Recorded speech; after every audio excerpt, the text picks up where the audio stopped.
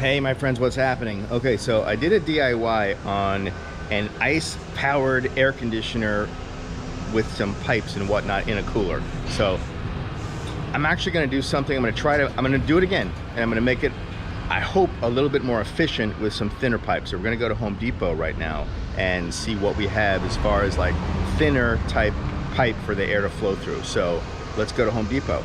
Oh, by the way, please click like, subscribe to the channel, because we're all here to help each other, and that helps me while, you know, hopefully this is helping you. So, okay, let's go to Home Depot.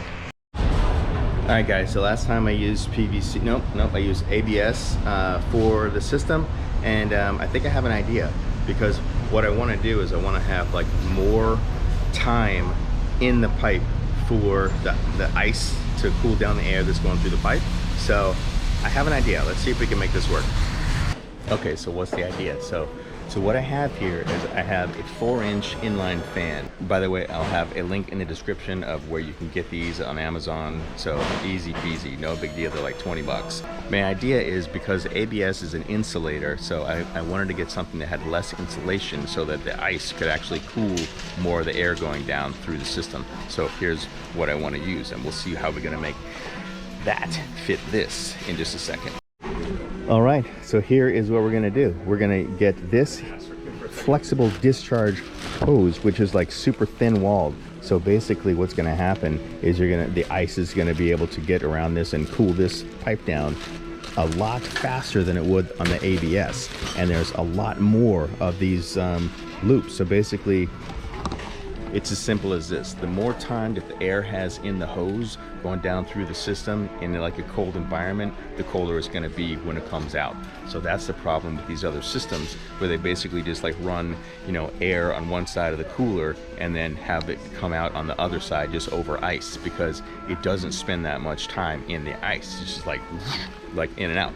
But this system is basically gonna have it in there circulating and circulating and circulating so that it has time to actually get really cold. So that's the theory. So now I just have to make this fit that. So therein is the challenge. So I need to get some reducers and couplers, so let's get that going. All right, so here's what we got right now. We're taking this, right? We're taking the fan, and we're thinking outside the box here. So we're gonna use a 4x3 reducing coupler, and this is for a sewer drain. So that's gonna go like that. That's gonna go like that, just like that. And then this right here, we have a rubber gasket, and this is a 3x2 coupler for cast iron. So now all we have to do is find the 2-inch reducer to a 1.25 inch for our hose up there. All right, so the hose actually already comes with a reducer in it. So this is like for 1.25 inch, and this is, I believe, up to 1.5 inches. So I'll have to get an 1.5 inch to 2-inch to fit this pipe, and then a 2-inch to the 3-inch. So we'll get that right now. Okay, so I found the situation. So what we're gonna do is we're gonna get a 2-inch to a 1.5 inch reducer coupler, and check this out. This is going to be how it fits. All right, so we go from the 3-inch, 3 to 2 right here. You got your 2-inch right there. It's the rubber gasket. This is the coupler for cast iron. I'll have a link in the description to all this stuff that you can get if you can't get to Home Depot. So yeah, so basically this is going to screw on just like this. One moment. Just like such. Just like such, and then that's going to fit in just like that. So we have all of our reducers. All right, and this is the fan, and basically it's going to fit in right like that. Depending upon which way you want the air to flow, you can fit it either direction. So I'm just going to use a little bit of duct tape, just to seal that, which when I decide which way it's going to go. And that's it. That's all you need. And then we're going to just like stick this in a cooler. And I'll cut the holes for the cooler in just a second, so you'll see that, and then you'll see how this whole sucker fits together. So I think this is going to work quite nicely. Okay, so where are we? All right, so I just have all this stuff for it, and I do have a cooler. I have an old cooler. It's an old Coleman, so here it is. Now I did say old Coleman, so you can see, you know, it's got cracks and whatnot in it. So basically what I'm going to do is just drill a couple of holes so that this has an in and then the out can come out. So I think I'll just use these little cup holders and just drill each of those out and stick this in there, and then basically all that hose is going to go into here and put ice on it, and then you have yourself a pretty cool refrigerator. So basically they do this kind of thing on heat exchangers for houses in deserts. They'll put like a bunch of hose and stuff like that underground, like hundreds of feet, and the earth does that kind of thing. But if we don't have hundreds of feet of earth and whatnot in our backyard to dig up and do that, then we can do this with ice and a cooler. If you don't have any of this stuff, I'm going to have all the links in the description from my Amazon place, my store and whatnot. If you do get anything, I'll get like 50 cents or something like that, but that's not what this is about. This is just for ease of, you know, you getting stuff to make this happen. So I'm gonna drill a couple of holes, and we're gonna put all that in there, and voila. I'll show you what it looks like in a sec. Just gonna be using your trusty old Sawzall. I happen to have some metal blade on it, but it's gonna do just fine.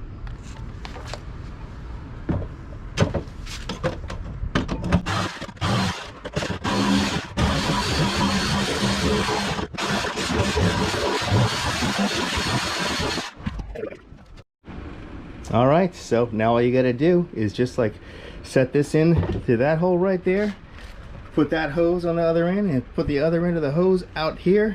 All you gotta do is just get a couple of rags to put around the hose on the inlet. This is gonna be the in. The air is gonna come out of here, so that this is actually gonna be pulling through the hose. It's a lot more efficient than trying to push it, because all that wind would just be swirling around here and not pushing. So we're gonna pull the air out this way. And okay, let's go get some ice. All right, so here's the visual. So basically we put all of that tubing into the ice cooler, and one goes out that hole, one goes out that hole, and we're gonna put some ice on it right now.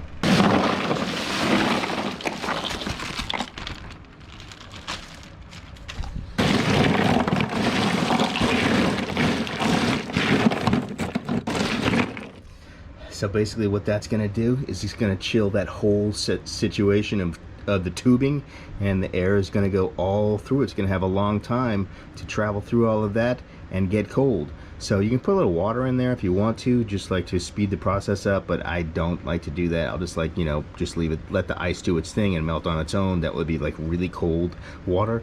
So yeah, pretty cool stuff. As you can see, it is super quiet, and it's cooling my front room right now as we speak.